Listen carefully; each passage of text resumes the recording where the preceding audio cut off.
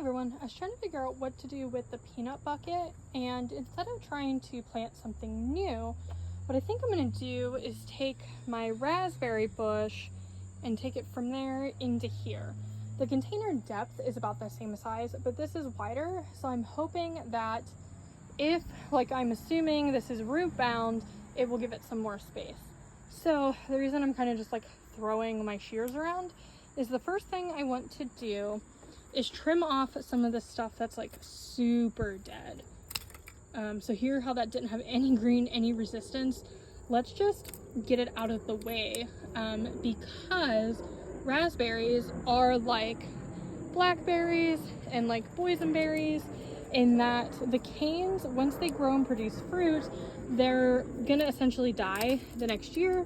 So we're just gonna cut a lot of this back so it can be as healthy as possible next year. So first step, let's cut it down.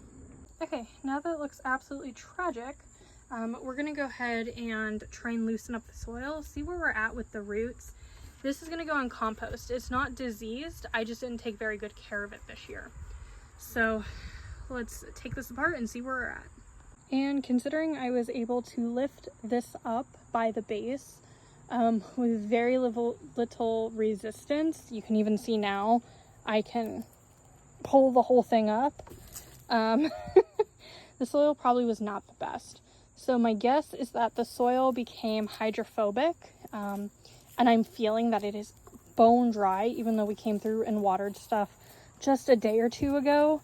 So I'm gonna really break it down and try and get to the roots before planting it in here to give it a good chance at survival. Okay, so all I'm doing to get to the root ball is I'm just massaging, and it's really, the soil is just coming off, but just like you would kind of scrunch things up, give it a massage. Then I'm gonna turn it and then massage some more over here. We can see it's easily falling off. If there's any parts that are going to get really sticky when we get close, I can take a stick, no pun intended, and just kind of jab little holes into it. I want to be gentle and take my time, even though this might seem like a little aggressive. I am doing, anytime I get resistance, moving to a new spot.